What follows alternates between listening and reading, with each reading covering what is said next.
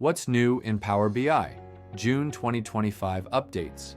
This month's Power BI updates bring even more flexibility and analytical power to your reporting experience, whether you're working on desktop, web, or mobile. General. Sensitivity labels in Power BI Desktop just got smarter, making it easier to protect confidential data while collaborating seamlessly with your team. Reporting.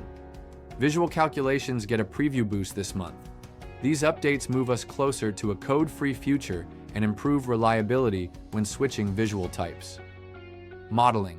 Power Query editing for import models is now available on the web, so you can get, transform, and refresh data entirely online, no desktop needed.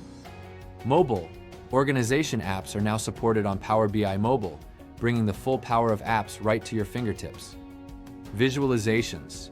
Create stunning financial visuals with drill-down waterfall PRO by Zoom Charts, packed with customization options and intuitive drill downs for deeper insights.